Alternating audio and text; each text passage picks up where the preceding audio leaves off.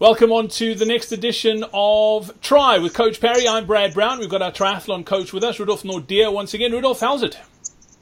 How's it, Brad? Thanks for having me. No stress, mate. Let's talk transitions. I've had a couple of really sarky comments being sent my way. I'm actually, as we're recording this, just behind the camera is my first sort of Ironman that I did, and it's got our certificate up, and it's got your transitions. And I was just looking at one of my transition times. It's almost 6 minutes, and that's for T2, so off the bike into the run. It should be way shorter than that. My transition times are traditionally horrendous.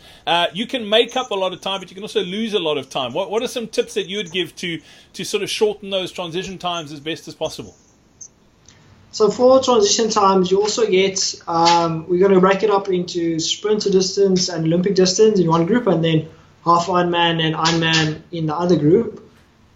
So for the sprint and Olympic distance, transitions are very crucial. That can basically make or break your race. If you just at the back of one of the swimming packs and you have a slow transition and they're gone and you can't catch them on the bike, then 2 or 3 seconds in transition costs you the race. Where also if you have a faster transition, then you can be ahead of the pack or middle of the pack where you were at the back. So yeah, for sprint and Olympic distance races, transitions are very, very crucial.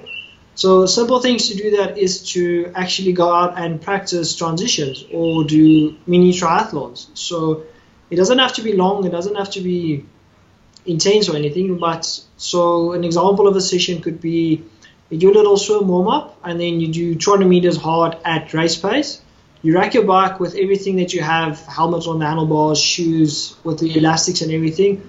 Jump on your bike, cycle 2-3K is very hard, and then same principle when you come back, jump off the bike, running shoes on, run 300-400 meters hard, and then that's one set, take 5 minutes break, and then do 3 or 4 of those sessions, and then that will help you to sharpen up on transitions so you know that you will make the pack or catch them, or sometimes even if you're lucky enough, you can break away from the pack just by having a fast transition. Whereas when you go to a half Ironman and Ironman, it's not as crucial as you're racing 4 and 8 hours plus. So the thing with the transitions over there is it's very important to grab everything that you need, especially when it comes to nutrition.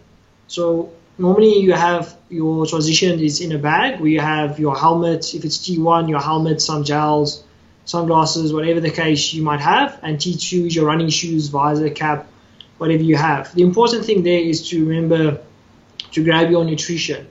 Even if it costs you 4 or 5 seconds at this point in time, it will cost you a lot more in the race if you miss your transition of your nutrition and then you miss a gel and then your race goes out the window because you didn't have that. And then once the tank is empty, when it's empty, it's a long day to suffer for half and a full Ironman if you just missed one simple thing.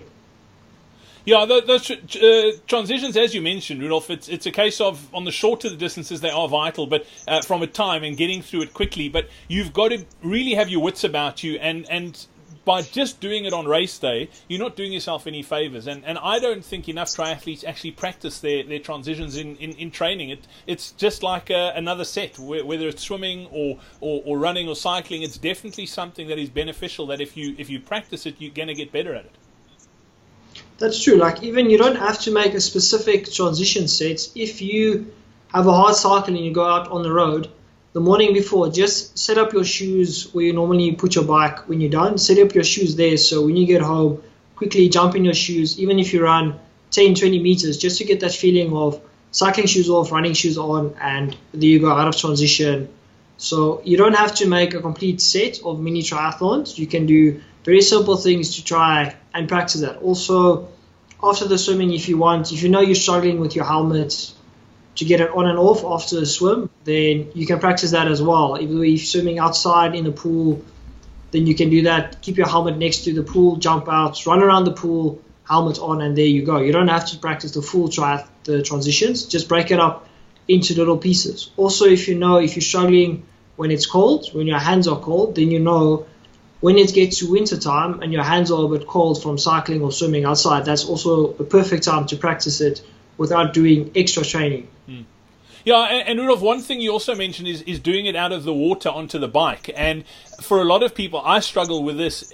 And particularly the longer I swim in half Ironmans and Ironman races, the movement of the water, you become quite, I don't want to say disorientated, but your body is not, you don't have the same sort of balance and the same sort of motor skills. So practicing that when you do feel a bit like that is important as well out of the water. So many people focus on the bike run transition, and they don't really think too much about the swim bike transition.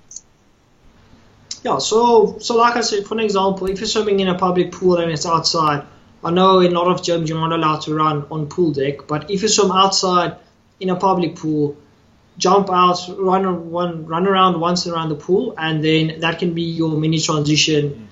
If you're doing a swim set, we have longer rest, or maybe you can incorporate it into the swim, because I know some of the Ironman races, you swim one lap, run around the beach, and then jump in again. So if you're training for that, if you know that's what the race is going to be, then you can practice that. So swim a few lengths, do a bit of what the swim set says you need to do, jump out, run around the pool, jump back in, and then swim. And then towards when you end with the set, every time when you end, if you know race is coming up and you are struggling with that problem, then at the end of every swim set, jump out, run around the pool, just so you can get the balance. Absolutely. Well, Rudolf, it's been great catching up once again. Don't forget, if you're looking for help on your triathlon journey, be sure to check out coachparry.com/triathlon. We have got an unbelievable interactive online training platform and community where you can get access to training programs from beginner sprint programs right through to advanced Ironman. You get access to the coaches in the forum, as well as a very interactive community that will hold you accountable, will keep you motivated, all in the same place. So go check it out. That's coachparry.com/triathlon is where you can get all the details. Rudolf, until next time, thanks for your time today, mate. We'll chat next week.